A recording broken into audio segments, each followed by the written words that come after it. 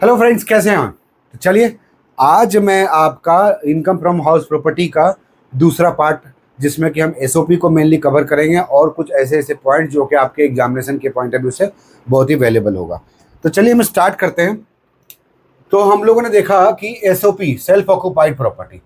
तो सबसे पहले ध्यान रखिएगा, सेल्फ ऑक्यूपाइड प्रॉपर्टी मतलब क्या होता है कि जो प्रॉपर्टी खुद के लिए यूज हो, भले ही वो वैकेंट हो, लेकिन कोई फर्क नहीं पड़ता। अगर उसने डिक्लेयर किया SOP, then it is deem to be SOP, है ना। तो सबसे पहले ये ध्यान रखिएगा कि अगर ये सेल्फ ऑक्यूपाइड प्रॉपर्टी है तो इसका annual value always will be nil. अब इसमें किसी भी तरह का कोई भी कंफ्यूजन नहीं कि इसे रीजनेबल रेट से कंपैरिजन करना है, म्यूनिसिपल वैल्यू से कंपैरिजन करना है, स्टैंडर्ड रेंट से कंपैरिजन करना है या एक्चुअल रेट से।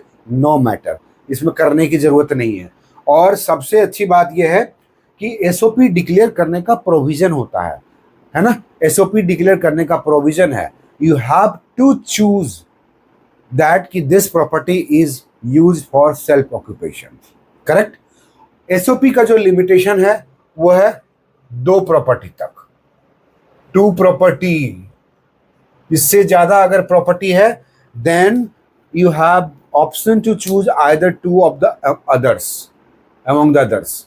कोई भी 2 प्रॉपर्टी को आप चूज कर सकते हैं एज ए एसओपी, और बाकी पे डीम्ड रेंटल क्लॉज लागू होगा। और वही सेक्शन 22 में जो दिया गया है ना कि municipal value, expected rent, fair rent, actual rent, ये सब चीज चूंकि आप रेंट पर नहीं लगाए होंगे और खाली रहेगा और मोर देन 2 प्रॉपर्टी है, तो आपके थर्ड प्रॉपर्टी को वही म्युनिसिपल वैल्यू और फेयर रेंट से कंपैरिजन करके लिया जाएगा, है ना।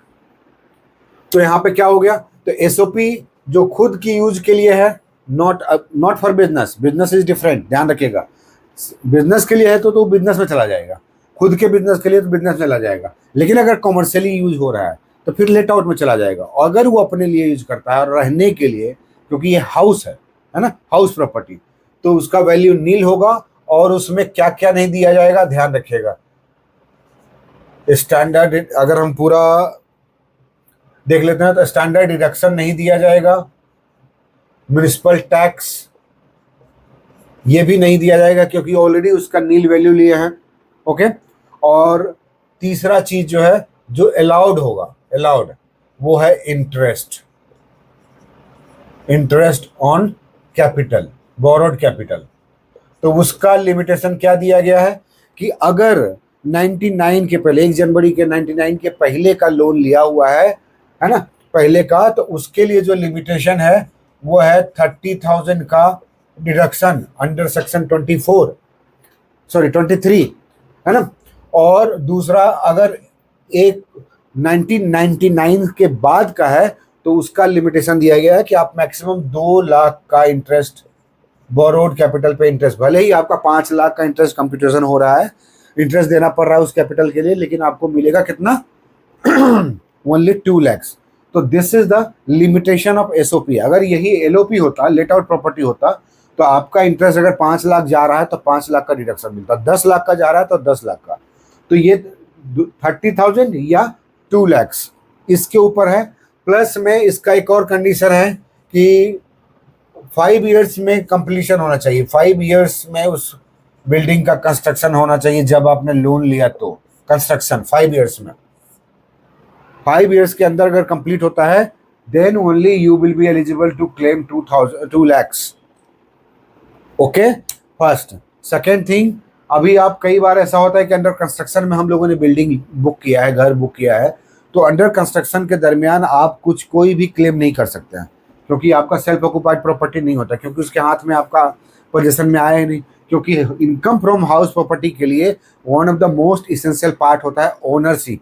ओनरशिप मतलब होता है position of the property should be in your hand. Correct.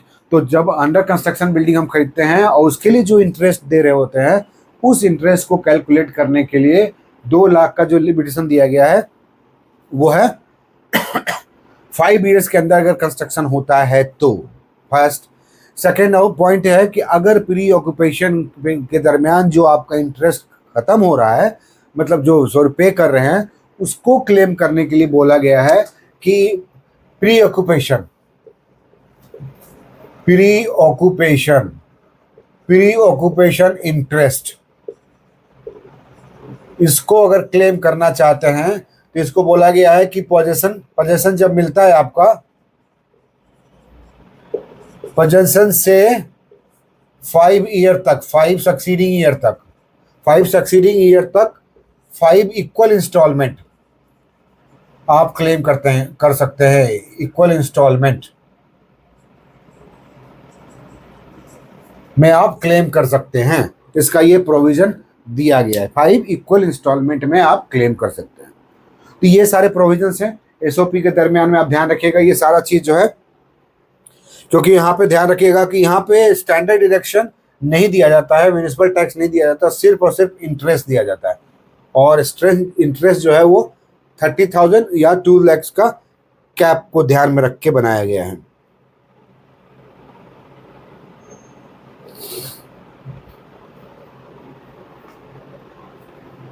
Is it clear up to this point?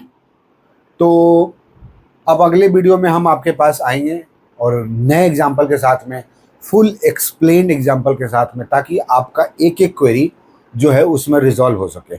उसके पहले कि मैं वीडियो अपलोड करूं, आप लोगों से रिक्वेस्ट करता हूं कि ये दोनों वीडियो जो हमने इनकम फ्रॉम हाउस प्रॉपर्टी के लिए बनाया है, उसमें अगर कोई क्वेरी है तो आप कमेंट में जरूर डाल दीजिएगा, ताकि उस क्वेरी को हम ड्यूरिंग द रिजोल्यूशन और during the explanation of the example हम रिजॉल्व कर सकें।